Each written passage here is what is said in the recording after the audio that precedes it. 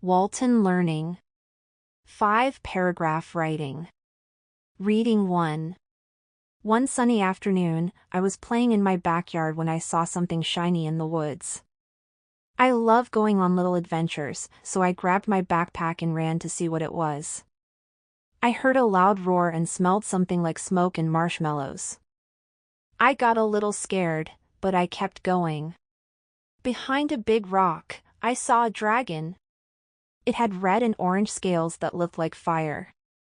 Its wings were huge and gold, and it had sharp black claws. But the most amazing part was its eyes. They were bright yellow and sparkled like stars. The dragon sneezed, and a little flame popped out of its nose. I laughed, and the dragon tilted its head and smiled. I decided to name him Flamey. Flamey was nice and let me pet him. His back was warm like a blanket from the dryer. I gave him some crackers from my backpack, and he liked them. Then he showed me his special power. He could breathe fire in shapes. He made a fire heart in the air and even a fire flower. It was the coolest thing I had ever seen. Suddenly, I heard loud buzzing. A swarm of giant bees was flying toward us. Flamey got scared because the bees were trying to sting him. I jumped in front and waved my arms. "Go away!" I shouted. Then Flamey made a big fire circle in the air, and the bees turned around and flew away. We both cheered. That was the best day ever. I never thought I would meet a real dragon. Now I visit Flamey every day after school. He makes fire art, and I bring snacks. I learned that even fire-breathing dragons can be kind and need friends. I'm glad I found him.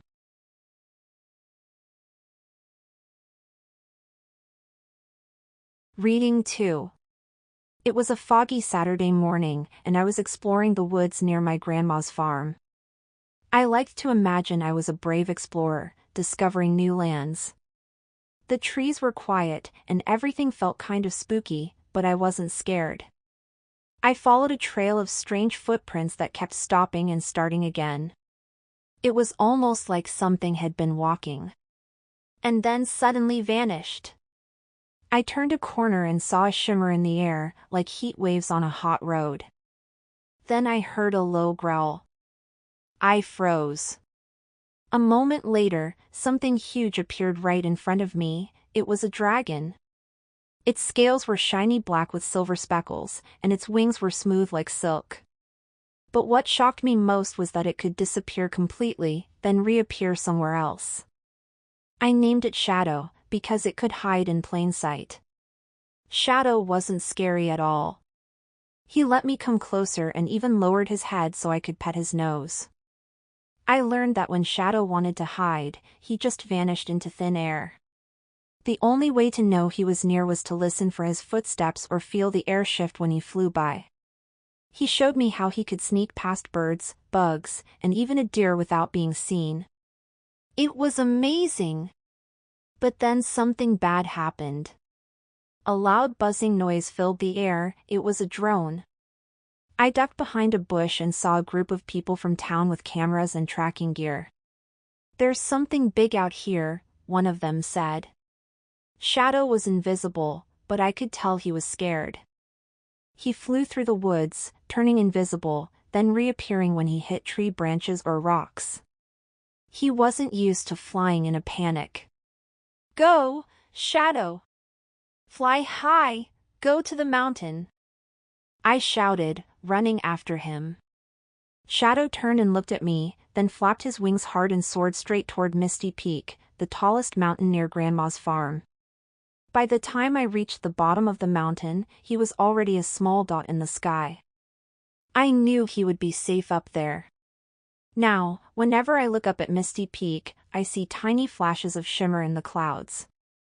I think Shadow is still watching me, invisible most of the time, but always my friend.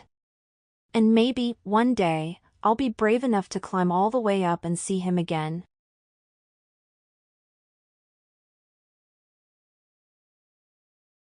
Reading 3. It all started when I was hiking alone near the mountains behind my uncle's cabin. I had wandered off the trail, hoping to find a cool rock or maybe a bird's nest to show my science class. Instead, I found something way cooler. I was climbing up a steep hill when I saw a flash of blue light and heard a strange popping sound, like thunder and snapping fingers at the same time. Before I could even blink, a dragon appeared right in front of me. It was unlike anything I had ever seen. Its scales shimmered in shades of deep purple and silver, and it had long, thin wings with stripes that pulsed with light. Its eyes were bright blue, and it had no claws, just soft paws that barely touched the ground. I froze, but the dragon didn't roar or attack. Instead, it tilted its head like it was curious. Then pop, it disappeared and reappeared behind me. I gasped. The dragon could teleport. I laughed nervously and said, "Hi?" It blinked slowly and teleported again, this time next to a tree. I named it Blink, and over the next hour, we played a game of tag, though I never really had a chance to win. Blink could vanish and reappear wherever it wanted. I noticed it used teleportation when it got scared too, like when a bird flew too close. Then something strange happened. A hiker came walking up the trail with a big camera. He spotted Blink and took out his phone to call someone. I overheard him say, "I think it's real. I'm calling the wildlife center. They need to trap it before it escapes." My heart started pounding. I knew I had to do something fast to protect Blink. I waved and shouted, pretending to be lost so the man would come help me instead. While he was distracted, I whispered to Blink, "Go. Hide." In a flash of blue light, Blink was gone. I made my way back to the cabin, hoping Blink was safe somewhere in the forest. I haven't seen him again, yet, but I still hear those strange pop sounds sometimes near the trees. I know Blink is watching. That day taught me that not all magical creatures need saving, sometimes we just need to protect their secrets.